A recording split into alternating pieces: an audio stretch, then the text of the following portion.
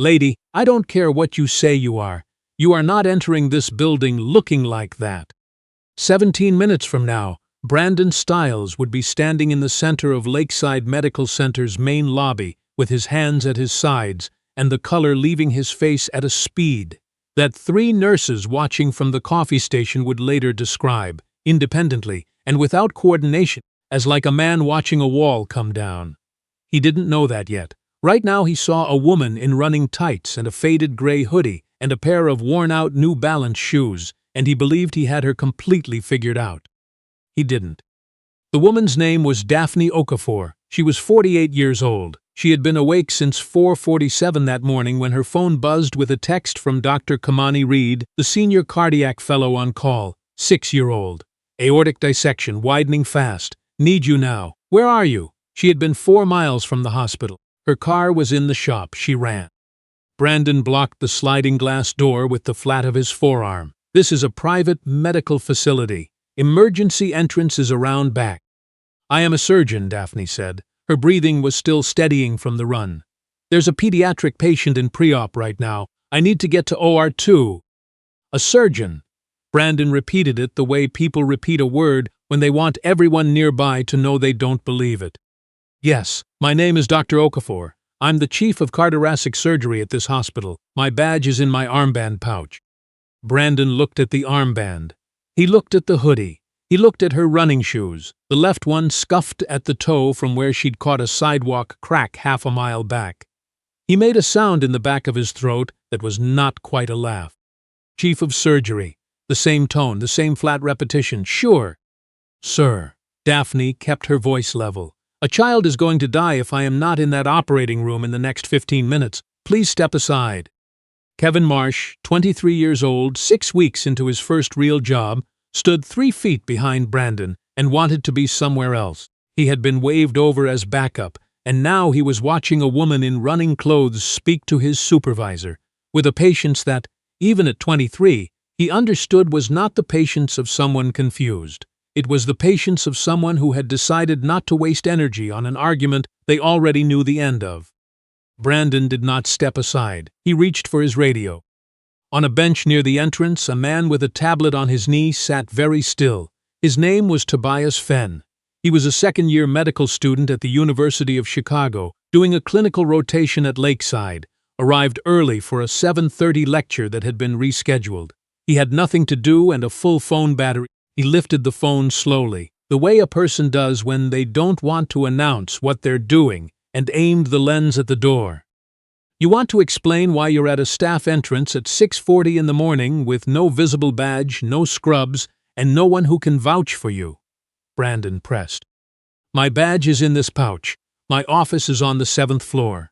I walked here this morning because my car is being serviced. She held out the armband pouch, unzipped, inside a laminated hospital badge, a key fob, a small folded emergency card. She held the badge between 2 fingers. Brandon took it. He looked at it for 2 seconds. He handed it back. Anyone can print a badge. Daphne took the badge back. She held his eyes for a moment that neither of them would forget for different reasons. Kevin, she said, without looking at the younger guard. Kevin blinked. Ma'am? Has the surgical desk activated the emergency contact protocol for a pediatric critical this morning? Kevin said nothing. He looked at Brandon. She's addressing my staff now? Brandon turned to the gathering crowd at the edges of the lobby. 2 nurses from the 3rd floor, on their way to a shift change, had stopped walking. An orderly stood near the coffee station. A family near the window had gone quiet. Lady, you don't have the right to question my people. I'm asking a procedural question, Daphne said, because if a patient is in pre-op with a dissecting aorta and the attending surgeon has been unreachable for 40 minutes, then the emergency contact protocol should have been activated. That protocol routes to my pager. My pager is in my office, on the 7th floor, which I cannot reach because you are blocking this door. Brandon set his jaw. You're not going inside. Then please call Dr. Elaine Prescott, the CEO. Yes. Brandon laughed. A real one this time. Short, dismissive, aimed half at Kevin and half at the small crowd that had gathered. Dr. Prescott is not taking calls at 6:40 on a Saturday morning because a woman in jogging clothes showed up at the wrong entrance. Call her, Daphne said. To understand what happened in the next 4 minutes, you need to know who Daphne Okafor was before she was chief of cardiothoracic surgery at Lakeside Medical Center. She had grown up in Columbus, Ohio, the third of 5 children. Her father drove long-haul trucks on a route that kept him gone 4 days out of 7. Her mother worked the overnight shift at a pharmaceutical packaging plant and walked 1.5 miles to the bus stop every winter in boots that cracked at the left heel in November and never got replaced until March. Daphne had watched those boots for years, and at age 11, she had made the only decision that ever felt inevitable. She would become someone who fixed broken things inside the body, because it was the one kind of broken she had a chance of being able to reach.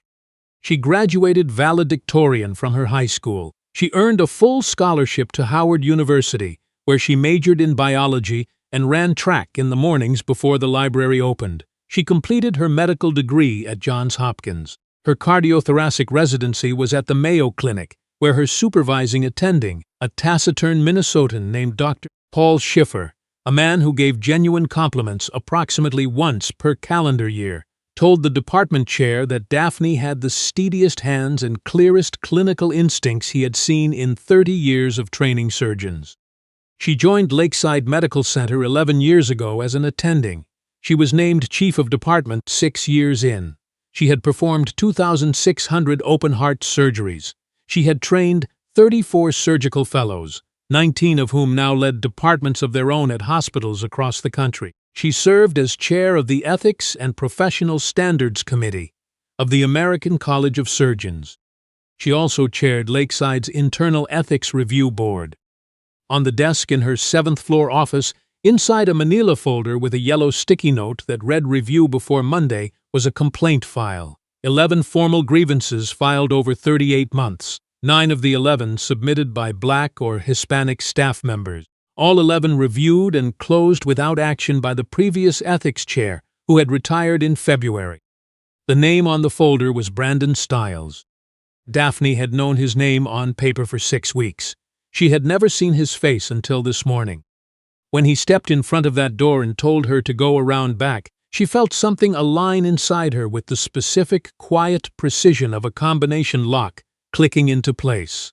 She recognized it immediately. She had felt it in hospital corridors and parking structures and boardrooms and every other space where someone had looked at her and seen only what they expected to see. She did not let it show on her face. She had long since stopped spending energy on that.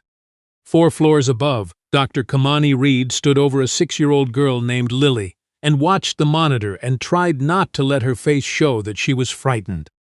Lily had arrived at 5:15 with chest pain her parents had thought was a bad dream. The imaging told a different story. The aortic wall was dissecting. The intervention window was closing. Kamani had called Daphne at 4:47, again at 5:30, and again at 6:10 through the OR desks, the nursing supervisor, and the department administrator, a man named Gerald Fitch who had said he would reach out to Dr. Okafor directly and had not been heard from since. Kamani did not know that Dr. Okafor was 40 feet away, on the other side of a glass door, being told she didn't look like she belonged. Outside, Tobias Fenn's phone had been recording for 9 minutes. He had not announced it. His tablet rested on his knee at an angle that made it look like he was reading. He was watching his phone screen. He had captioned the video 4 words, "Lakeside Medical, watch this." He had 200 followers. That number was already becoming irrelevant. At 6:44, Brandon finally radioed the administrator desk and reached Gerald Fitch. Gerald listened for 20 seconds and said, flatly and without interest, "Just let her in, Brandon. Sort it Monday." Then he ended the call. Brandon did not let her in. He told Kevin the situation required proper verification and clipped the radio back on his belt. 40 seconds later, a door behind the reception desk opened. Dr. Elaine Prescott was 61 years old. She was still in the clothes she'd slept in, a Yale sweatshirt, dark slacks, glasses pushed to the top of her head, because she lived 4 blocks from the hospital and arrived for emergencies the same way Daphne did, fast, without ceremony. The 4th-floor nursing station had called her personal cell. She had been walking before the nurse finished the first sentence. She came through the lobby without slowing.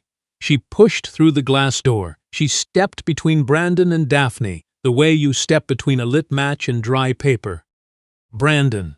Her voice did not rise. "Take your hand off the door." Brandon turned. He saw her face. He moved his hand. Elaine looked at Daphne the way you look at someone when you are checking them for damage. "Daphne, are you all right?" "I'm fine," Daphne said. "The patient." "Kimani briefed me. OR2 is ready." Elaine half turned, and when she spoke next, her voice was pitched just above conversational, the register that carries farthest in an enclosed space without requiring you to raise it. "I need everyone to listen for a moment." The lobby settled. "This is Dr. Daphne Okafor," Elaine said. "She is the chief of cardiothoracic surgery at this hospital. She has practiced medicine inside these walls for 11 years. She is one of the finest surgeons in this country, and many people who are alive today are alive because of her. She ran here this morning, 4 miles, because a child needed her and she did not have time to wait." Elaine paused for exactly 1 second. She was stopped at the door. The lobby did not erupt. It didn't need to. What it did was quieter and more total. Every person in it turned and looked at Brandon Stiles at exactly the same moment, and in the particular unified attention of a crowd that has understood something all at once. Brandon felt the full weight of 14 years collapse into a single point beneath him. From the bank of elevators, Kimani Reed and the surgical team had come down. Nobody had organized it. Kimani had said into the hallway, "She's at the front entrance, go," and they had gone. 2 scrub nurses, the anesthesiologist, a first-year resident who'd been in the building since 5 a.m. They were standing inside the glass doors in their scrubs, and they parted when Daphne walked through. She did not look at Brandon. She looked at Kimani, who was standing at the back of the group with a chart in both hands and her eyes bright with the combined terror and relief of someone who has been holding a situation together by sheer will for 2 hours. "Talk to me," Daphne said. They were already moving. Daphne operated for 4 hours and 11 minutes. When she came out of OR2, she walked to the waiting area on the 4th floor and sat down across from Lily's parents and told them their daughter was going to be fine. Lily's mother covered her mouth with both hands. Her father said, "Thank you" twice, and then could not say anything else. Daphne sat with them for 6 minutes before she went to change. By noon, Tobias Fenn's video had been viewed 800,000 times. By 2 in the afternoon, it had crossed 2 million. The hashtag that climbed fastest was not about the hospital or the security guard. It was 3 words: "She ran here." Nurses shared it first, then residents, then teachers and social workers, and people who had their own versions of standing in front of a closed door while someone decided whether their face matched their credentials. It spread the way things spread when they name something people have been carrying without a word for it. The hospital's Ethics Review Board convened an emergency session the following Tuesday. Brandon Stiles's complaint folder, the same manila folder on Daphne's desk with the yellow sticky note, was placed on the table. 11 complaints, 9 from Black or Hispanic employees, all 11 previously dismissed. The board, chaired by Dr. Okafor, reviewed the file in 4 hours. Brandon was placed on administrative suspension pending investigation before the session ended. Gerald Fitch resigned the following week before the board could schedule his review. His letter cited personal reasons. The board noted this and noted nothing else about it. Kevin Marsh submitted a voluntary written statement the morning after the incident. It was 1 page. He described everything he had seen in precise, honest order, and he wrote 1 sentence at the end that the review panel read twice. "I knew something was wrong from the beginning, and I didn't say it, and I don't have a reason for that I'm proud of." Kevin kept his position. He was reassigned to a different post and enrolled in the hospital's implicit bias training program, which had been running for 3 years with modest attendance. After the Okafor incident, enrollment tripled. Lily Chen went home 12 days later in light-up sneakers, holding a stuffed rabbit she had named after the nurse who brought her extra juice cups every morning. She was 6 years old. She would grow up not knowing, for many years, how narrow the window had been, or who had run 4 miles through the Chicago dawn to reach her in time. Daphne Okafor gave one public statement about the morning of September 7th. She gave it in writing, 2 paragraphs to the hospital newsletter. She did not stand before a microphone. She did not take questions.